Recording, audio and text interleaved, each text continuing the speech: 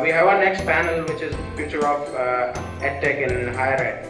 So I would like to call on stage the fellow panelists, Pratham Mittal, who is the head New Education Initiatives at LPU, lovely professional university, and Mr. Aditya Berlia, and the session chair, Mr. Kaushik Bellani, who is the tech ed consultant and outgoing MD, McGraw Hill Education, India.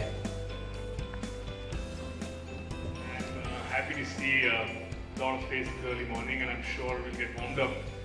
The first panel was a very interesting one, and then Aditya's pitch, I think will be a hard one to follow, but thank you, Aditya, for setting the stage. I think you've talked about a lot of areas which I'm sure we'll have questions, and we talk about those.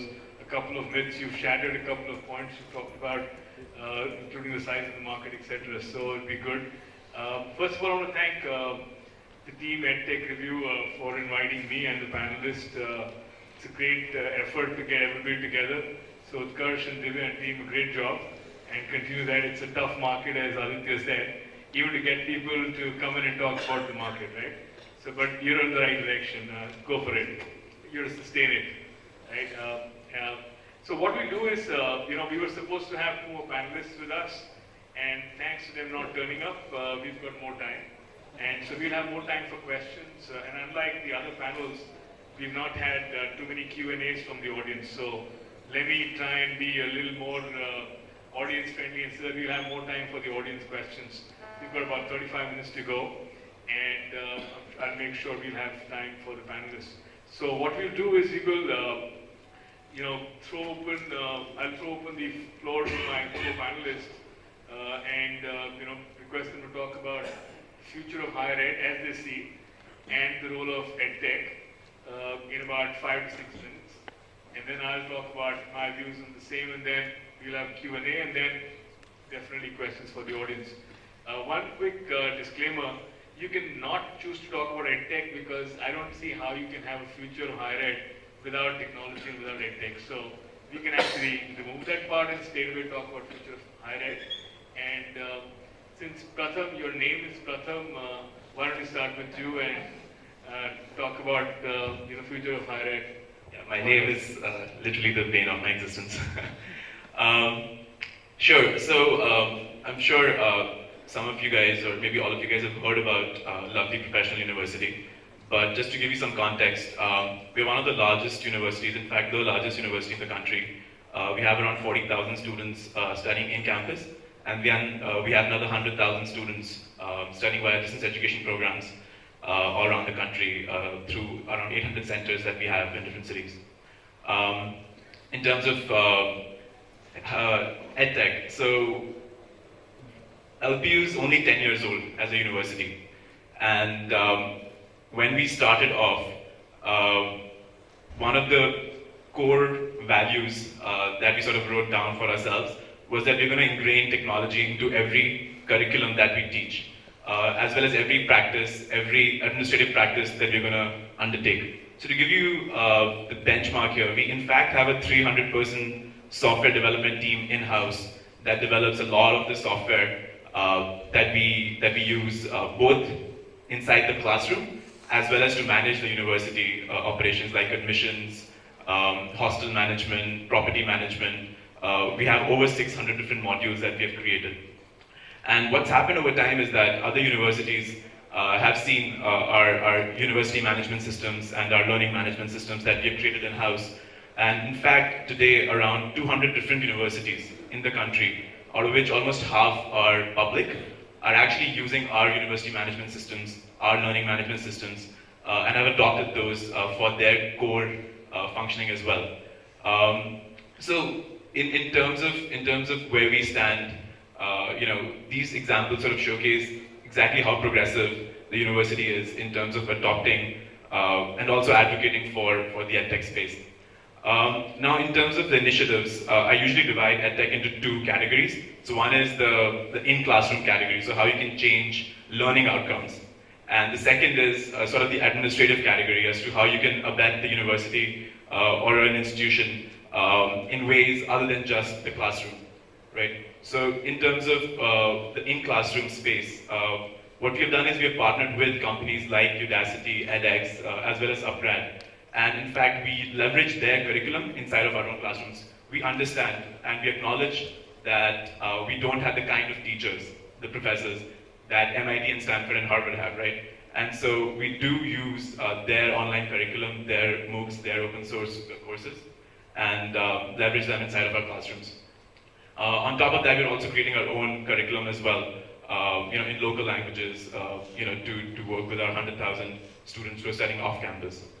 On the administrative side, I was just, I called up my team in the morning today and asked them how many companies are we working with, or how many startups are we working with when it comes to administrative software. And there are around 33 companies that we're working with right now, who we have outsourced some of the operations to. So to give you an example, there's a fantastic company called Allen Base. I don't know if you've heard of them. And they're an alumni management system. We use them very rigorously. And I think they've scaled quite well as well. They're one of the companies that I would definitely recommend other EdTech entrepreneurs to look up to. So we work with 33 EdTech companies, as well as we have our own software team that sort of takes care of the initiatives in-house. Just to set the tone here, of course we're trying to be very progressive, but at the same time we're very scared, right? So we can probably get another Q&A. But I think it's okay to be scared. Aditya said it's fine because the whole industry in the sector is scared.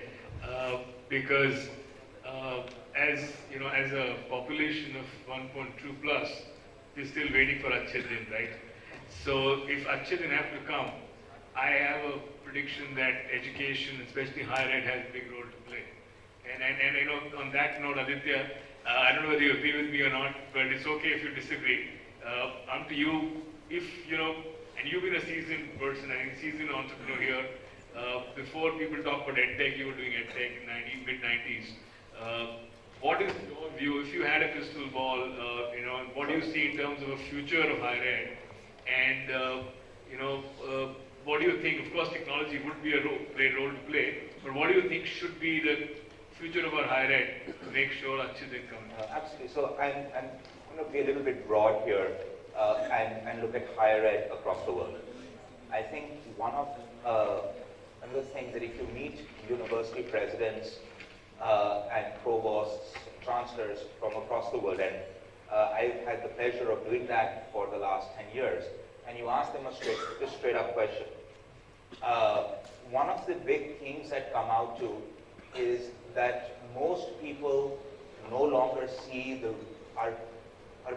they're trying to define the value proposition that higher education actually brings to everybody. To understand, if you go back to the history of higher education, four-year colleges, the way it was structured, and I really recommend everybody go and do the primary research of the last 300 years. You'll see that these were meant to be elitist institutions for a select bit of the population who are supposed to be trained for either a life of leisure or gentlemanry, or were meant to be trained to be the leaders, so to speak. And depending on which school of thought you looked at, those were what these colleges and all were supposed to be like. The reason why they had these 4 years, the summer break, was more to do with agriculture practices than someone thought of why should we have 2 semesters or 3 quarters and all of this. The credit systems that have come out, and our university is a little bit unique in this, but are more for the convenience of administrators rather than the measurement of learning by the student. So when you have all of this, one of the big questions you ask is, why do we need college and universities? Why do we feel that everybody in the world should go to a 4-year education, do a master's, do a PhD? Is that what will bring success to them? Is that what will bring success to a country? And the question, quite frankly, is still unanswered. So let me start by saying this, that universities and colleges need to figure out what value they are adding to society to start with right now, before we create more, before we transform. The second piece of that for me is that if I had to identify one thing that the university and college that provides young people, it is structure.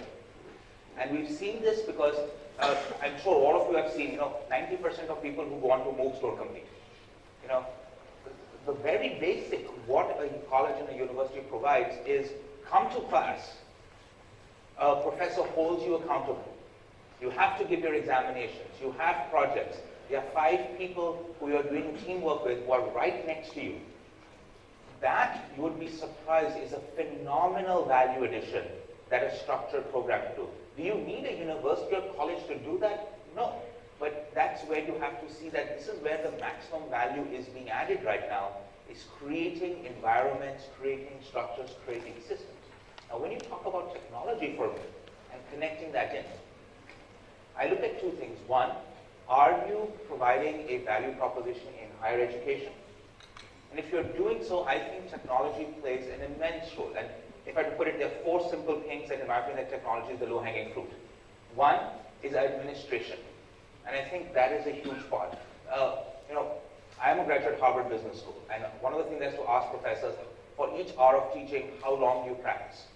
It takes them 4 hours of practice to get to 1 hour of teaching. And it shows. It shows. And part of it is leveraging technology to understand what students are, how they're learning, who's behind, who's ahead, and customizing and tailoring a classroom experience to every student in terms of higher education. The second is in terms of really creating a blended learning model. And I'm so glad Pratham spoke very openly that we don't have access to some of the best faculty in the world. We've hired, out of our maybe 100 to 100 top faculty, I would say 10 or 15 are probably really up there. But for the vast majority, finding faculty and talent is a problem everywhere. IITs have, I think, 30% vacancies right now going, 35% vacancies are going. The newer ones have the new ones have 50, 60% vacancies. So I think education, if you're looking at higher education as a mass market thing, we're going to have to leverage technology, and we need to have to bury our arrogance and ego that says that, look, I need to have a professor sitting in the classroom. I can't reuse content from somebody else who's done it. Third, this brings me to the point of saying that, look, if the best Nobel laureate chemistry teacher has created the best course online, the best videos, why do I need a person in the classroom to repeat that? Really, is that where we're adding value? And so I think part of it is coming up with the notion that you have to do flipped classrooms. I think that is going to be the future, where we say, okay, you watch the best person in the world talk about this, and then we are going to take that content and give what we do best. Give that structure, give that teamwork, create that immersive environment for learning, rather than have the same, taught out a professor, he lectures on for 30 minutes, 1 hour, and that same lecture was so much better delivered by somebody else. And the last bit for me is extending beyond the classroom. It's giving access to people who don't have access to higher education because of family issues, because of geographies, because of visas. And I think that's where the best colleges and universities can reach into people's homes. And I think that is something that they should absolutely do. Okay, thanks. I think great points here, and I'll come across them when I talk through the Q&A. But just to add a wrapper to what Pratham and Aditya just talked about, the opportunity, and that's to all the EdTech entrepreneurs here, it's a massive opportunity. But what happens is that when students are in higher ed, there is so much more what Ravi Shastri can do to coach the cricket team, right? So whatever higher ed does, it's only going to make sure they're employable. But the real focus obviously will come with the K-12 and early learning. And I think they have a big role to play in how we put, what kind of students we get to the higher ed stage. And I guess with the current system being such that it's actually broken in multiple levels, you have a system which is over-governed and massive interference, you call it, with so many accreditation bodies, so many institutionals, involved in it, but actually not high quality going through. And also, in terms of the output, if you look at the actual numbers, on an economy which is about $2.5 trillion, we are not able to manage, provide good higher education for about 25 million students. Imagine 10 years hence, when our economy will be close to about 12 to 15 trillion dollars, we will have approximately 50 to 55 million students in higher ed. What about then? And if we don't fix it now, it's going to be a huge problem. And what the education system of the past has done is it's actually served us well. We've got the IT boom, the services sector growth because of what was done well in the past. But that is in the past, and that won't work for us in the future. So we need to really rethink our education system, and we go, bring it out. The the whole issue is that, Aditya mentioned in terms of faculty. There are huge amount of students available, but not enough faculty members. And I think one reason is we've not really invested in the teacher capacity and the teacher capability. As a profession, that's not really looked at. And one of the areas we need to really do is, and that's what the FM has talked about in the budget, about 11 lakh crores of money, I believe, for the teacher training. But that's just a statement. I don't know how it gets followed up and executed on, and that's going to be the key. We'll see how that gets done. But what we're looking at, my view is the future of higher ed. I come from a totally different background. I come from technology. Having worked with the large tech companies like Wipro, HP, IBM, and Cisco, I parachuted into the education world because I felt that this is a great sector where we need to do something ground up. And having spent 4 years at McGraw Education, I'm not going back to technology. I'm sticking in education. That's the promise, because there's huge potential and opportunity. I think great stuff to be done. But I guess our system has to be created. And when you come from, look at technology. What does technology do? It's consumerization of IT has done everything, it's all consumerized. And we have an education system in India, especially the higher ed, which is still with a colonial overhang, which is inward focused, institutional focused. And the first thing I think we should see is in an education system of the future, it has to be learner-centric. If you don't create a learner-centric education system of future, I don't think we will get it right. And the future of higher ed, with the learner-centric education system, means that the learners are more involved and the onus is on them for learning outcomes. And there was a question, the lady in blue there talked about the outcomes. The students have to be more invested in their learning outcomes, right? You can't just say, hey, this is their college responsibility. It's just like saying, an employee in an organization says, oh, the organization is supposed to train me. I don't know what to do, I'm here to work. The organization is supposed to train me. And they need to be taking ownership of their skill and their learning outcomes. And I think the other thing is, the future of education system in India, you have to get over this obsession with engineering. We are a country full of, and frankly, I'm one of them. So I'm an engineer, but it's our profession, the obsession with engineers and creating a massive bunch of students who go through engineering colleges, get an engineering degree, but become call center executives, right? They're not really engineers.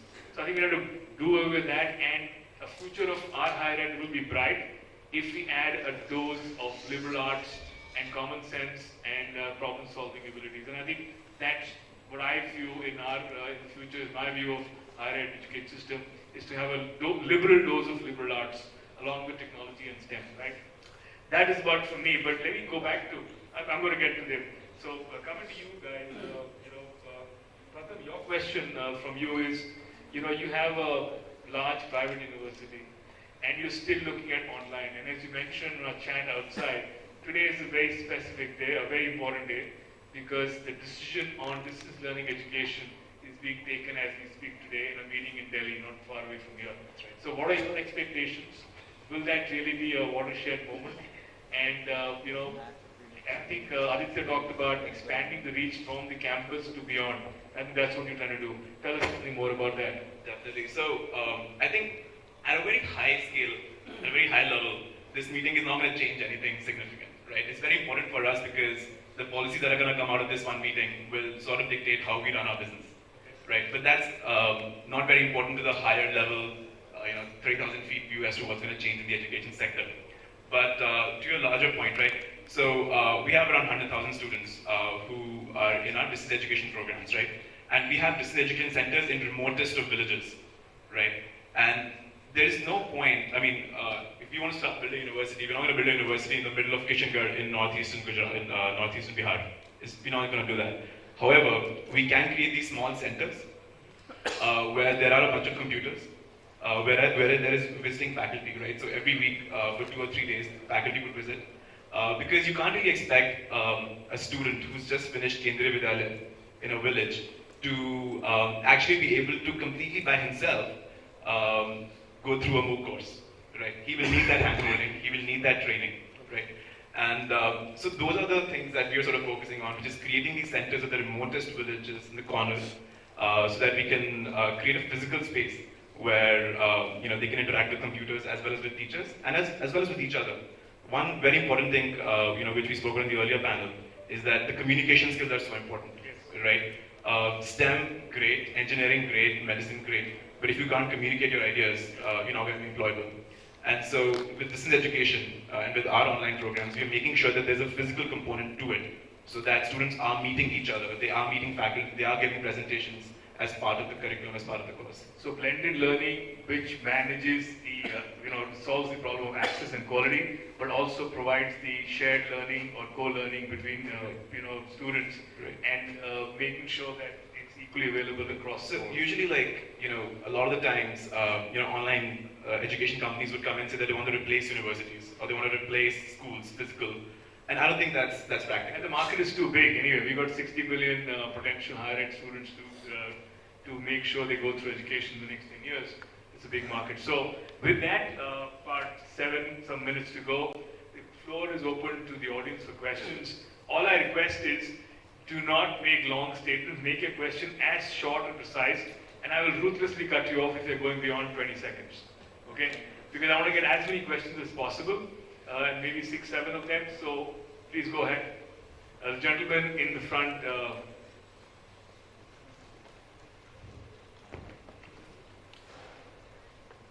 Morning. Hello. Morning, gentleman from Kondiro Online, right? Yes, sir. Yeah, go ahead. The marketing guy. Go ahead. Yeah. So we work very closely with quite a few universities, and we work on a very important aspect, which is employability and skill development. In fact, with people like you, my simple question is, this is the greatest problem I believe today universities and colleges are facing, which is to make their students employable. Now, what are the kind of because when you look at EdTech or when you look at higher education, it's imparting the skills to them, the concepts to them, but second, also making them employable. Because today a lot of people are coming out and we understand the market scenario. So what are the additional efforts being placed by larger universities like you to ensure that your students are becoming more and more employable and more people are getting employment physically, in fact, because employment is a big challenge. Short that question. Aditya, you want to take Sure. So again, we are a very different university system from what happens in India, and we've consciously done that. Part of it, we are a bit of a non-profit, so that allows us the luxury to do a lot of crazy stuff that no for-profit should ever attempt. For example, in 2010, we set up India's first liberal arts university, and I can say that because that's trademark, so don't use it. We were the first, and our system doesn't allow us to take more than 600, 900 students. It's because the level of intensity of faculty interaction, the quality of faculty, the classroom designs doesn't allow us to scale. And that was done on purpose. No classroom in our university has more than 30 seats, for example, except maybe one seminar hall. So it was designed to be small and to work. What we find when it comes to employability is 3 things. First, garbage in, garbage out problem. It is a massive failure at the K-12 level to send employable, high-quality graduates into the university system in the first place. So one of the big things that if you are looking at scale, and some of our colleges which are AICT approved and all of this stuff have to go through this, and some which have draw students from public sector universities, the quality of students that we are seeing is a very mixed bag. And so when you're trying to pull a student up who's had a terrible K-12 in 4 years to get life skills, to get things skills, it takes a lot of time, and it takes a lot of more energy and resources than you can imagine and would take just to give them skilling. The second thing is, in terms of employability, our biggest issue is not generally the students, it's their parents. And one of the big things what happens is that, for example, at our university, you got an example because you can change your degree at any point. So we have a US-style flexi credit system which you can change it. And parents come up to us and say, I demand that you don't allow my student to change. Why is he taking a photography course? I signed up for mechanical engineering. And so a lot of things are, a huge amount of issues we face have nothing to do with the student or the faculty or industry. It's actually with the parents. People say today, oh, there's an industry-academy interface. It's such a buzzword that is dead.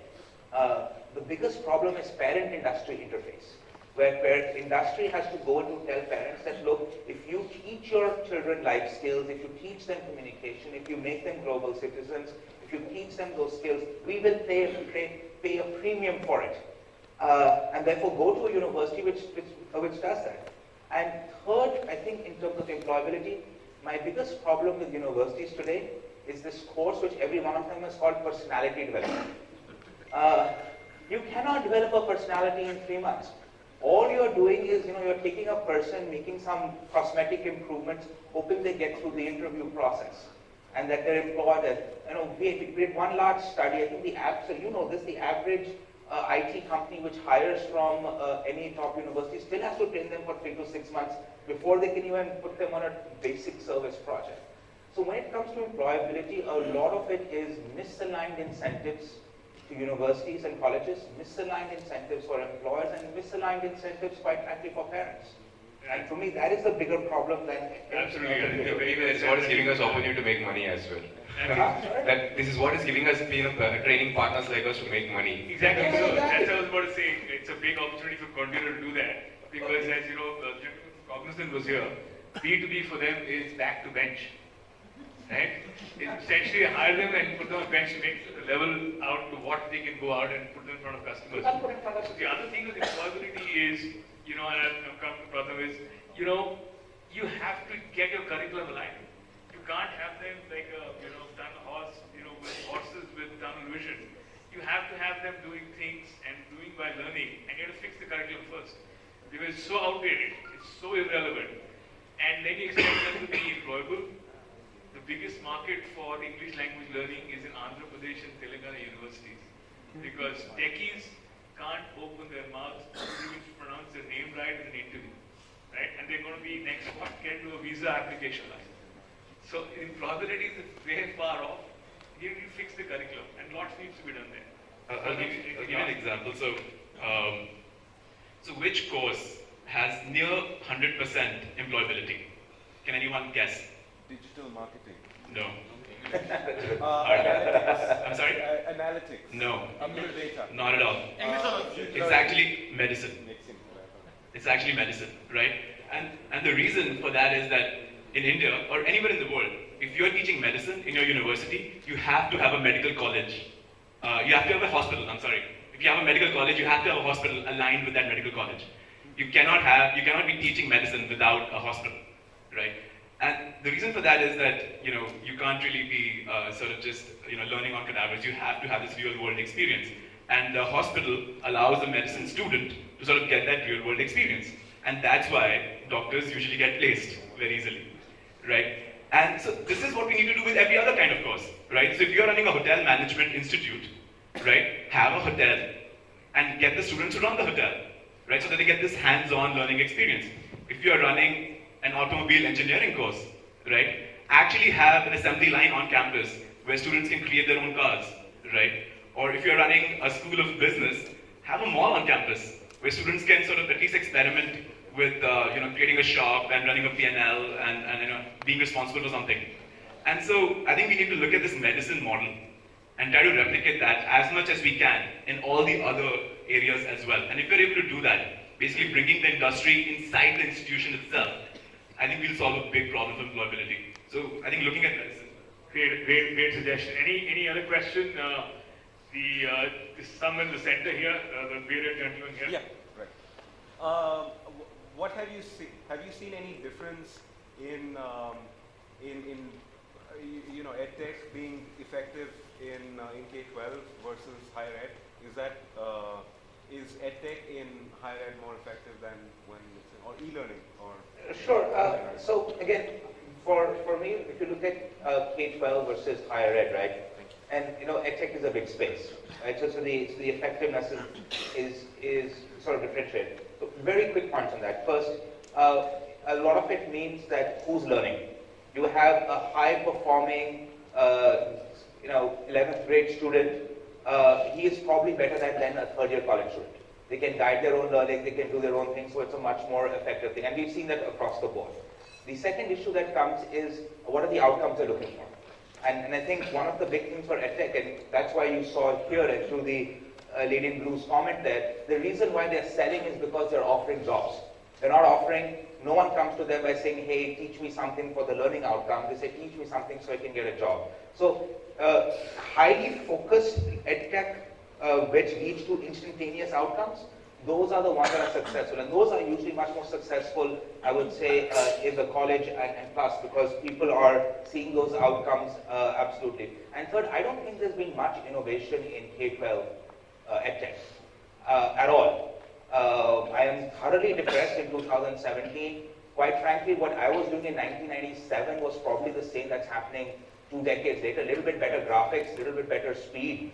But fundamentally, from a pedagogical level, there may be 3 companies in the world who are doing anything interesting in this space, and even they are struggling to demonstrate outcomes. And you've seen large-scale, long-term studies.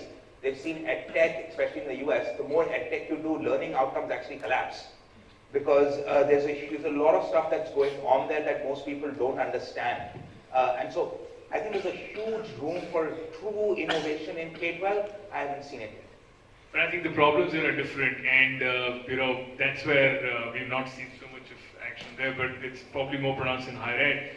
One last question, and I'm going to choose somewhere at the back. So obviously the panel is interesting enough for backbenchers to listen. Why don't you go ahead, sir? Yeah. So I don't have a mic. Am I audible? Yeah. So I've heard a lot in the last 2 days about K-12, engineering, STEM and stuff. I've not heard a single word about commerce, management, law, humanities. Why do you think that's the case? Okay, so, I'll give it to Aditya in a minute, but remember I said when my talked about, we have an absolute obsession with engineering, and that has to stop. And there has to be a dose of liberal arts, and a lot of colleges today are doing that, because that's where you actually create global citizens and people who can actually think and do stuff. And clearly it has to change. Commerce, in fact, is the highest number of enrollments in commerce today, but they are seen as number crunchers and not anymore. Can do a lot more with them. But Aditya and Pratham, with you. So I think my issue is with the IIT JEE prep. I think the problem starts there, right? I went to Kota, and there are literally 1 million students at any point in time there who are studying physics, chemistry, maths, biology. Right? That's it. Right? For one exam. For one exam. And so I think the problem starts there. If the entrance examinations focus on specific subjects, that slowly is going to sort of seep into your mentality, and that's what you're going to become over time, right? And so the universities, of course, we have our core, liberal arts courses. We're small, we're not scaling. So I think if you want to change things, it has to be at this IIT level. A lot of mentality gets built up there, especially in the mass segment. But brother, where does it go? It goes back to what Aditya said. It's about the parents and the home ecosystem, right? No, but it's also, Aditya, the second. So you named a lot of stuff. You talk about commerce, talk about legal, you talk about this, you talk about that, and then humanities as well. So I would put humanities completely off the table, right? And then just talk about commerce, legal, etc. There's actually a lot of online courses in commerce, accounting, bookkeeping, all of that, which people are actually taking. The problem is, again, I don't know if you were here during my sort of previous thing, it's non-core, right? Part of it is that people who are building online platforms are mostly engineers, so they do what they're very familiar with. They're a little bit, how many lawyers are trying to build an EdTech platform? They are, but not that many. And second is, they are not viewed as core. You cannot, parents and students do not understand that if an extra legal course online, for example, is going to make them more employable or they're going to get paid more. Lawyers in this country, we have a law school, and we see horrible statistics. Something like, 5% of lawyers take up 99% of all the billings and the value in the country. And a lot of lawyers and legals, it's not, I talked about the lottery ticket problem. That's the problem we have with online. Just becoming a lawyer isn't going to necessarily guarantee you great amounts of money, despite our government's best effort to ensure that will happen every day of the week. But I'll give you another option. Chartered accountancy has a huge online market, right? Because it's a thing. I work on that. Exactly, right? So, but again, it's a lottery ticket. You become a CA. There's a fixed number of CAs allowed per year. And each CA can only sign 8 balance sheets now. And so it's an artificial monopoly that is created. It's got 70,000 CAs, 50,000 doctors, and about 1 million engineers coming out. Right. Come on, So change it's it. a lottery ticket problem, right? But that's why you don't see a lot more courses, because there's very few people and they're all trying to win that lottery, and therefore they're willing to pay for anything that gives them an edge. On that note, we're going to call this panel a close. I'm sure we'll have discussions offline because the red light here saying time's up. They're flashing. But time's up. Time is not up for the higher ed space. I think it's a huge potential, a very promising future. Hopefully it's far more balanced, and if it's a learner-centric education system with focus across the areas and not just on one specific profession, we have a much better future ahead. Hopefully, Aditya will come. Thank you very much.